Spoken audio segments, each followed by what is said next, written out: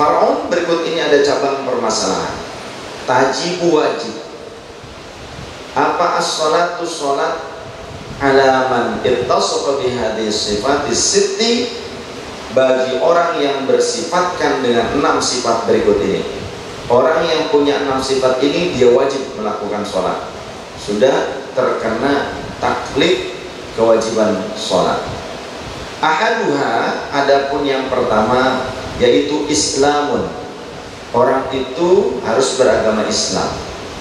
Walau fima madha kamurtaddin, walaupun ia pernah memeluk Islam di masa yang lalu seperti orang yang murtad.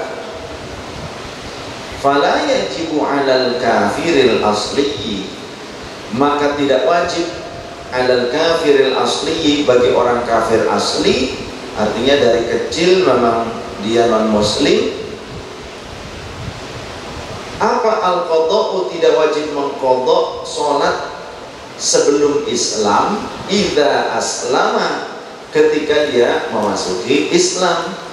Jadi orang non muslim ketika sudah dewasa dia masuk Islam, maka tidak perlu ada sholat yang diqadha walaupun dia baru masuk Islam di umur 30 tahun. Jadi yang dari umur 15 tahun sampai umur 30 tahun tersebut, maka tidak perlu diqadha. Kalau orang non muslim asli kemudian dia masuk Islam, hatta zaman al-jununi, hingga sholat yang ia tinggalkan di waktu gila sekalipun. Ada orang yang tadi baru masuk Islam,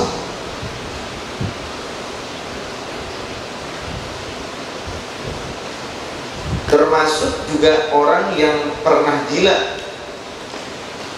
Orang yang pernah gila, jadi di masa gilanya tidak wajib untuk diqadha sholat-sholat di masa gilanya ketika ia sembuh. Nah, kalau ada orang muslim yang sudah akil balik, sudah mukallaf, tapi tidak mau sholat, barangkali dia gila, jadi tidak akil, tapi dia hanya seorang muslim yang balik, umurnya mungkin sudah lebih dari 15 tahun, tapi tidak mau sholat. Orang yang ngakunya Islam mungkin itu gila. Duna zamanil haidhi wan nifasi wa thani, bukan pada masa haid dan nifas. Artinya bagaimana? Jelas kalau orang haid dan nifas dia tidak wajib sholat, maka tidak perlu ada istilah qadha bagi mereka. Wa thaniha, dan yang keduanya, sifat manusia yang diwajibkan baginya sholat, sifat yang kedua adalah bulughun bis-sinni au bil ihtilami au bil haid. Dia sudah mencapai makom baligh, entah bis-sinni karena sudah memasuki umur baligh, au bil ihtilami ataupun karena dia sudah lebih dulu mimpi yang mengakibatkan mimpi percumbuan yang sehingga mengakibatkan keluar air mani, keluar sperma, au bil haidi, atau dia masuk dalam kategori balighnya atau masa balighnya tersebut dikarenakan sudah haid bagi wanita. Barangkali kalau laki-laki nggak sholat ditanya, barangkali sedang haid, ya, tanya, mas haid ya, kok nggak sholat? Bagi yang sudah mencapai umur 15 tahun menurut kadar ukuran kalender Hijriah, sempurna umur 15 tahun, sebelumnya belum pernah keluar sperma, walaupun hanya karena mimpi sekalipun belum, atau juga belum haid begitu, maka penentuannya paling akhir batasan dari masa kanak-kanaknya itu memasuki waktu balighnya, yakni di umur 15 tahun menurut kalender Hijriah. secara sempurna. Tapi kalau belum umur 15 tahun, si anak tersebut sudah pernah keluar sperma, maka pada saat keluar sperma itu dia dihukumi sudah memasuki masa balik. Atau belum 15 tahun, belum keluar sperma, tapi wanita tersebut haid, seorang anak gadis haid, pada saat itu ia memasuki waktu balik. Fala yajibu, maka tidak wajib apa al-qadha'u, mengqadha salat ala sabiyi, bagi anak laki-laki yang masih kecil, atau intinya kepada anak kecil, entah itu laki-laki ataupun perempuan, ba'dal bulughi, setelah baliknya. Jadi anak kecil tidak wajib mengqadha salat yang ditinggalkan sebelum balik ketika dia sudah memasuki masa balik, karena awal kewajibannya sebagai seorang muslim untuk bisa mempertanggungjawabkan amalnya itu diawali pada saat dia balik atau aqil balik. Lakin yundabu lahu idza balagha qada'a ma fatahu zaman at-tamyizi ila al-bulughi duna ma qablahu. Akan tetapi yundabu, disunnahkan, lahu bagi anak tersebut, idza balagha, jika ia sudah memasuki masa balik, qada'a ma fatahu, untuk mengqadha salat yang ditinggalkannya zaman at-tamyizi, ketika ia memasuki masa tamyiz, memasuki umur 7 tahun hingga dia memasuki masa akil balik, itu masa tamyiz itu sebelum balik, tapi di mana dia sudah bisa mengerti bahwa sholat itu kewajiban. Namun jika ditinggalkan tidak wajib mengqadhanya, namun disunnahkan, dianjurkan baginya. Kenapa kok anak yang dari masa tamyiz dia pernah meninggalkan sholat fardu dianjurkan oleh ulama untuk mengqadhanya, tapi bukan wajib, hanya anjuran, supaya ini pendidikan, supaya mendidik anak tersebut memiliki tanggung jawab atas sholat fardunya kelak di masa sudah balik. Jadi tidak menyepelekan. Mafatahu zaman tamyiz ilal bulughi duna ma qablahu, tapi tidak dianjurkan dia mengqadha sholat sebelum tamyiz, ya, yakni sebelum umur 7 tahun. Tapi dia dianjurkan mengqadha sholatnya dari umur 7 tahun sampai balik, itu hanya dianjurkan saja menurut para ulama, tapi bukan kewajiban. Jadi kalau tidak mengqadha sholat yang ditinggalkannya di masa tamyiz, dia tidak dosa karena dia belum memiliki tanggung jawab taklif syariah.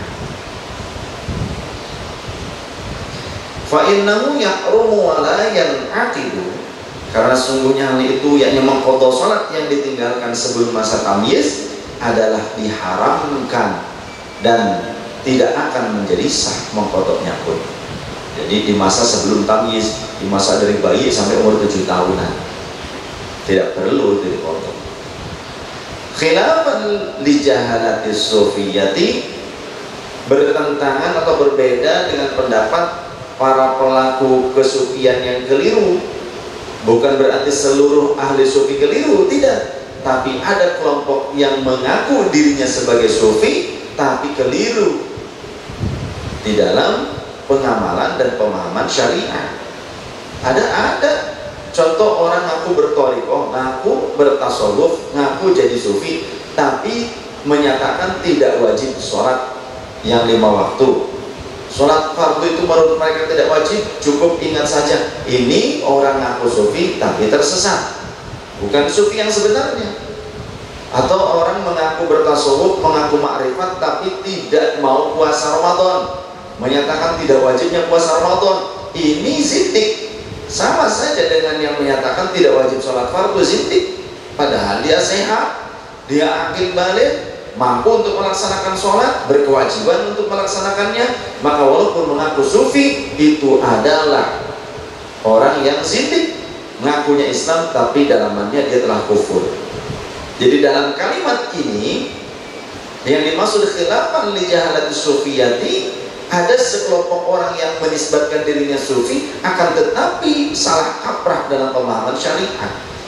Tidak semua sufi, karena banyak ahli tasawuf, para ulama ahli tasawuf, ahli sufi yang mereka mengamalkan syariatul Islam dengan penuh hati-hatian. Karena tujuan tasawuf itu adalah kita merasakan kedekatan kita di setiap saat, entah pada saat ibadah ataupun dalam saat bermuamalah, supaya kita tidak condong melakukan hal-hal yang syubhat ataupun yang haram.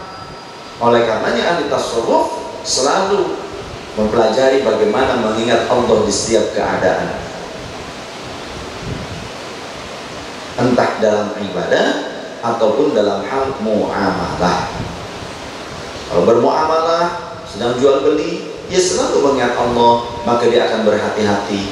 Ahli tasawuf sangat berhati-hati dalam bab timbangan, dalam hal takaran, dalam hal barang, jual beli, sangat hati-hati. Tujuannya seperti itu tasawuf, mengamalkan syariat dengan penuh kehati-hatian dan perasaan selalu diawasi oleh Allah Ta'ala. Tujuan tasawuf itu membersihkan diri, tazkiyatun nafsi. Tapi yang disebut di sini tadi khilafan li jahalati sufiyati berbeda dengan pendapat pelaku kesufian yang keliru. Bagaimana? Faqalahu Abdul Karim, demikian Syekh Abdul Karim telah menjelaskannya bahwa ada pelaku kesufian yang mereka justru malah menyuruh anak-anak yang sudah memasuki akil balik mengqadha sholatnya yang dari mulai kecil sampai masa tamyiz. Nah ini keliru, justru tidak benar.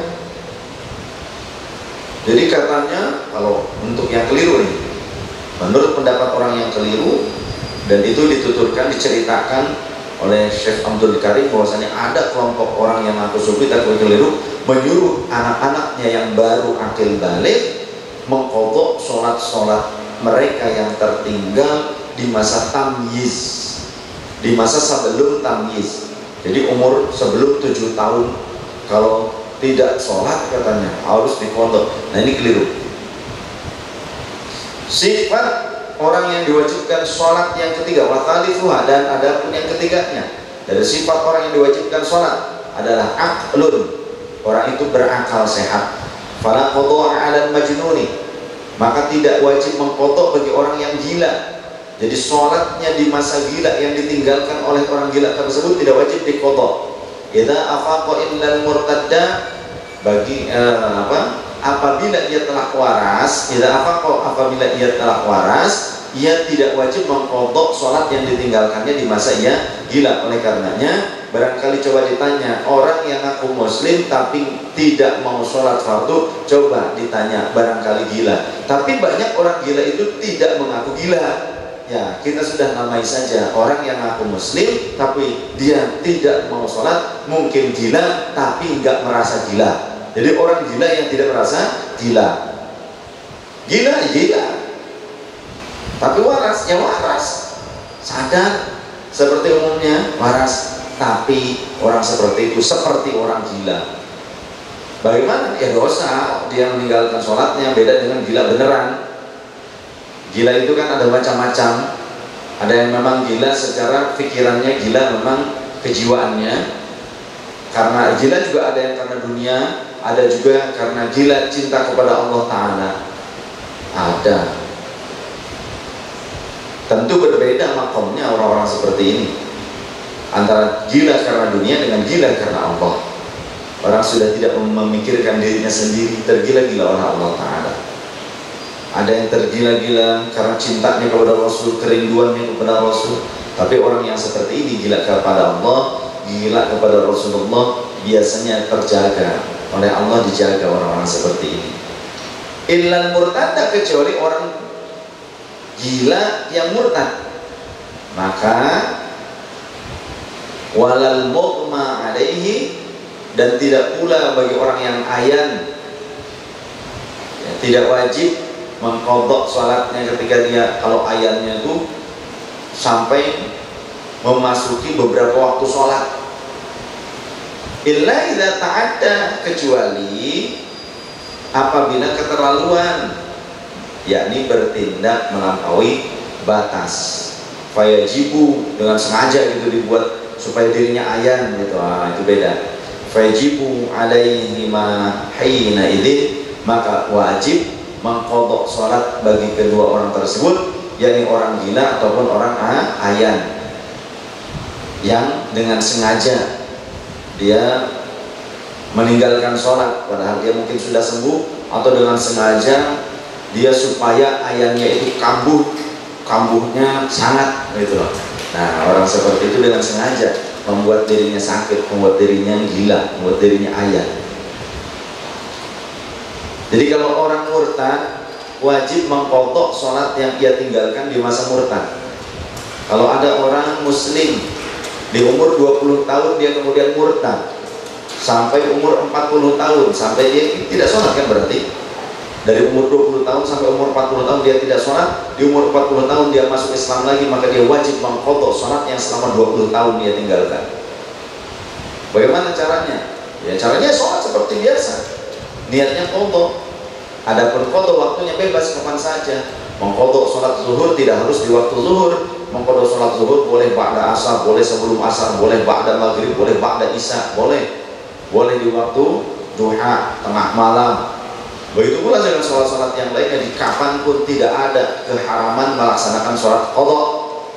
Jadi kalau mau melaksanakan sholat qadha subuh ba'da isya boleh, yang melarang salah kaprah itu. Ya namanya qadha, tidak apa-apa, boleh. Kalau orang yang melarang nggak paham itu namanya. Namun Rasulullah pernah mengqadha sholat sunnah saja di qadha sama Rasulullah. Sholat sunnah ba'diyah zuhur dilaksanakan setelah asar. Rasulullah pernah mengqadha itu. Kemudian Rasulullah pernah mengqadha sholat subuh di waktu sudah memasuki waktu duha, sudah naik matahari itu sepenggalah ataupun setumbak istilahnya, dengan para sahabat pada saat itu karena kecapean dalam perjalanan pulang dari peperangan. Kemudian juga sahabat pernah mengqadha sholat qabliyah subuh setelah sholat subuh, ada di dalam Sunan Ibnu Majah keterangannya. Maka yang sunnah saja boleh, apalagi yang wajib. Yang wajib boleh, dan jelas wajib mengqadhanya dan waktunya kapan saja. Wa amma idza lam yata'adda, dan apabila tidak keterlaluan, tidak melampaui batas, orang yang ayan tersebut tidak dengan sengaja dia membuat dirinya ayan, tidak dengan seperti itu, pokoknya secara alami saja dia ayan, falaisa biwajibin, maka dia tidak wajib mengqadha sholatnya yang tertinggal pada saat dia ayan, bal yustahabbu 'alal mu'tamadi, justru hanya disunnahkan saja ia mengqadhanya, bukan wajib menurut qaul yang mu'tamad yang bisa dijadikan pegangan. Contoh, orang ayan pas memasuki waktu maghrib sampai lewat maghrib sampai memasuki waktu isya, ya. Jadi sebelum maghrib pas mau masuk maghrib, orang tersebut ayan sampai pingsan, ya.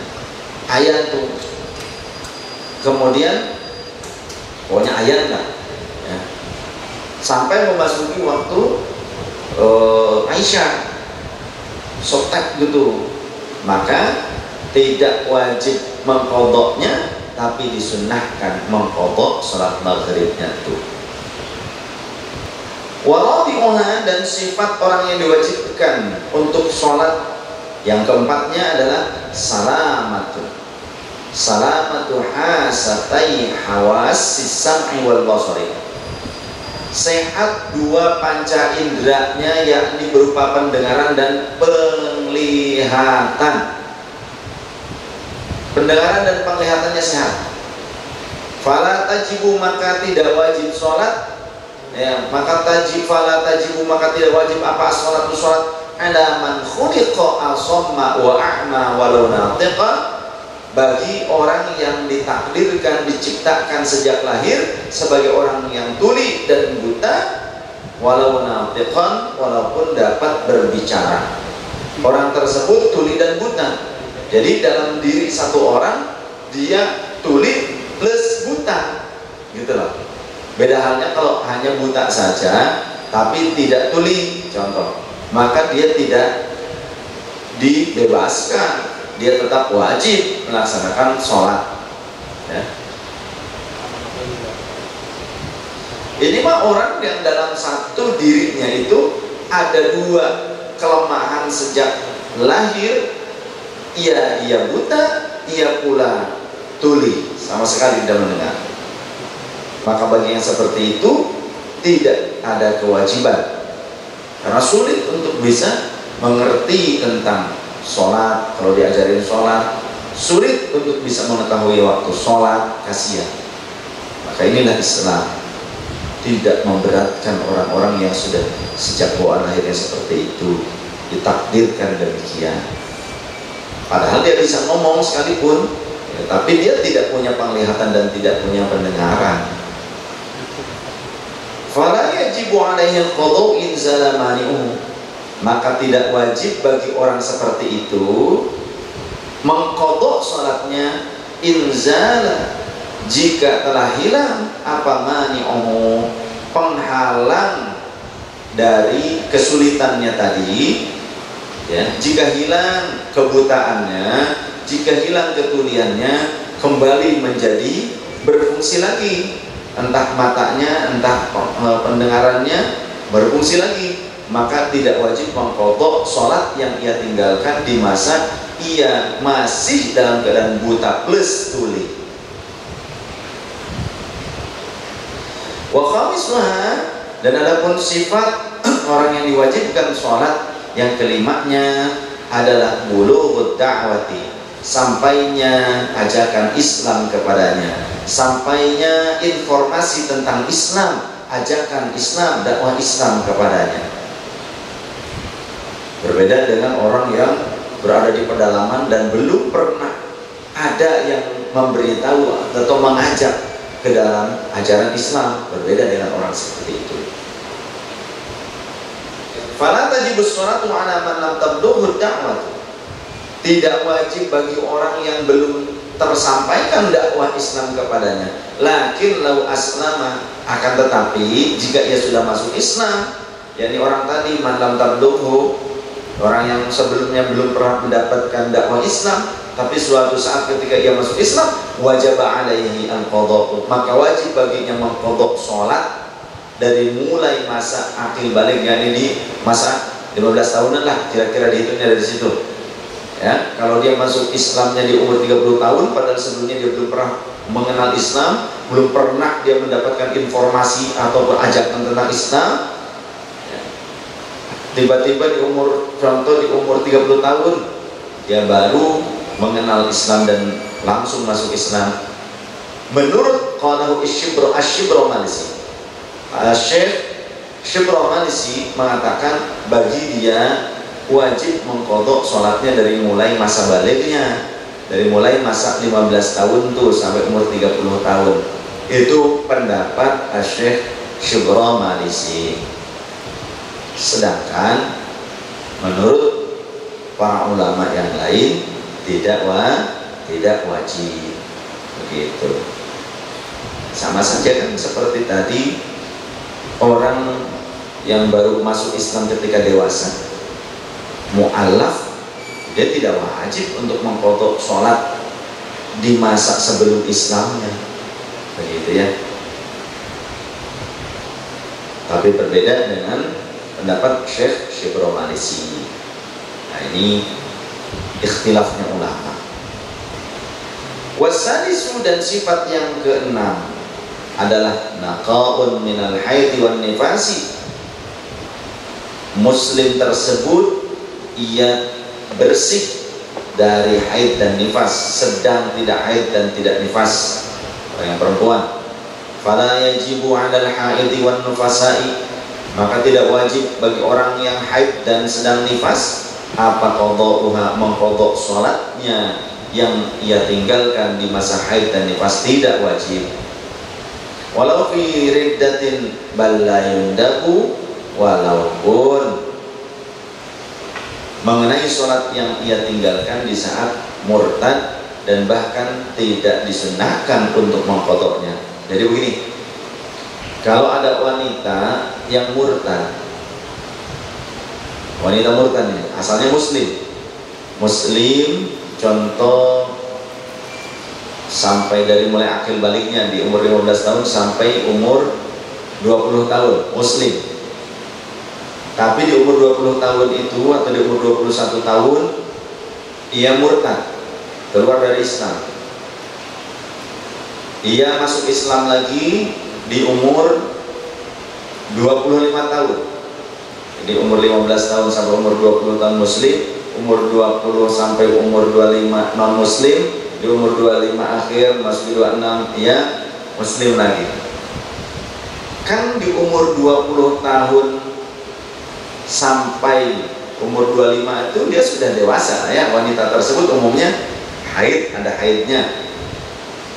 Dia mengalami haid, atau kalau yang sudah menikah berarti pas setelah melahirkan dia juga ada nifas. Ini mah haid saja lah gampangannya, karena sama kedudukannya. Ketika dia murtad di umur 20 tahun atau dari umur 21 tahun sampai umur 25 tahun dia murtad, yang sholat di luar masa haid, ketika dia tidak haid, sholat yang ia tinggalkan karena ia murtad padahal sebelumnya muslim dan bukan di masa haid, itu wajib diqadha. Tapi sholat yang ia tinggalkan di saat murtad tapi di masa haidnya wanita tersebut, itu tidak wajib diqadha. Jadi sholat di masa murtad tapi bukan di masa haid ataupun nifas, maka wajib diqadha. Tapi sholat di masa murtad yang ada pada saat masa haid ataupun nifas tidak wajib diqadha. Karena bagi orang muslim pun, bagi orang yang benar-benar muslim ya, dalam keadaan yang iman Islam, di saat haid dan nifas tidak wajib sholat, jadi tidak perlu mengqadha. Disunahkan pun tidak mengqadha. Allah telah berkata, siapa? Muhammadun al-Baqri, Syekh Muhammad al-Baqri, falau aradata al-qada'a fa innahu yasihhu ma'al karahati. Jikalau keduanya, yakni orang haid dan nifas, ingin mengqadha sholat yang ia pernah tinggalkan, maka sesungguhnya sholat qadanya itu sah. Fa innahu yasihhu ma'al karahati, tapi dihukumi makruh, kata Syekh Muhammad al-Baqri. Karena bagi orang yang haid dan nifas tidak wajib sholat sebetulnya. Jadi ngapain mengqadha? Wa idza zala, dan di mana telah hilang, jika telah hilang apa al-mawani'ul madhkuratu, pencegah tersebut dari mereka, hal-hal yang mencegah mereka dari sholat tersebut telah hilang, minhum dari mereka, waqad baqiya min waqti sholati, dan sungguh masih tersisa dari waktu sholat, ma yasa'u qadra takbirati taharrumin, kira-kira seukuran waktu dilaksanakannya takbiratul ihram, lazimathum tilka sholatu, maka wajib bagi mereka untuk melaksanakan qadha sholat tersebut. Contoh, wanita haid pada saat memasuki waktu sholat, pada saat sudah masuk waktu sholat. Contoh, wanita tersebut ia haidnya pada saat memasuki waktu Isya atau waktu maghrib, pada saat ia memasuki waktu maghrib dan belum sholat maghrib, padahal tadi masih bisa.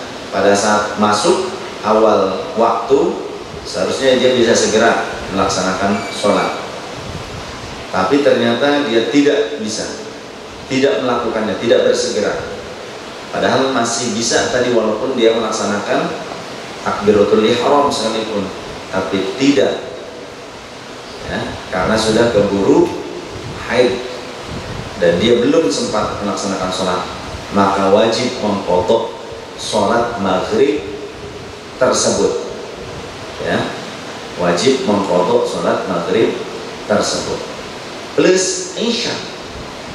Bahkan kalau dalam mazhab Syafi'iyah, jadi ketika ia haid, memasuki haid pada saat waktu yang bisa dijamak dan dia sempat, bukan meninggalkan, dia belum sempat sholat sebelumnya di salah satu waktu tersebut, dan waktu itu sebetulnya ada temannya untuk bisa dijamak, ya, kalau zuhur dengan asar, kalau maghrib dengan isya. Maka ketika di waktu dia masuk haid tersebut dia belum sholat di waktu itu, maka wajib dia melaksanakan sholat tersebut dan sholat yang bisa dijamak dengannya. Jadi wajib mengqadha sholat maghrib plus sholat isya. Tidak perlu jamak, tapi sholatnya sholat qadha saja masing-masing, ya. Sama ketika di waktu zuhur juga, di waktu zuhur atau asar, di waktu zuhur. Wa kadzalika sholatul lati qablaha in shalahat li jam'iha ma'aha. Dan begitu juga sholat yang sebelumnya jika sholat tersebut layak untuk dijamak. Nah ini bersama sholat itu, sholat yang tersisa waktunya sekedar takbiratul ihram.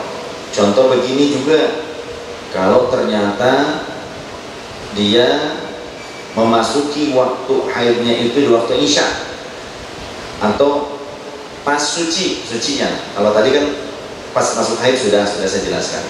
Ini pas suci ternyata di waktu asar. Sucinya itu di waktu asar dan dia bisa melakukan sholat tersebut. Ternyata karena dia tidak bersegera untuk mandi dan melakukan sholat asar sampai bablas, memasuki maghrib, barulah di waktu maghrib ia mandi dan sholat maghrib, padahal sucinya itu di waktu asar. Dia sudah yakin suci di waktu asar karena sebelumnya mungkin sudah ganti pembalut, ya. Di waktu zuhur mungkin masih ada bekas-bekas sedikit, ada seperti noda sedikit, tapi di waktu dia sudah obey kemudian ganti pembalut di waktu asar sudah bersih. Tapi dia tidak bersegera untuk melaksanakan mandi junub dan sholat, padahal bisa. Ternyata sampai memasuki waktu maghrib, di waktu maghrib lah dia melaksanakan sholat, maka wajib mengqadha sholat asar dan zuhurnya, mengqadha sholat asar dan zuhurnya.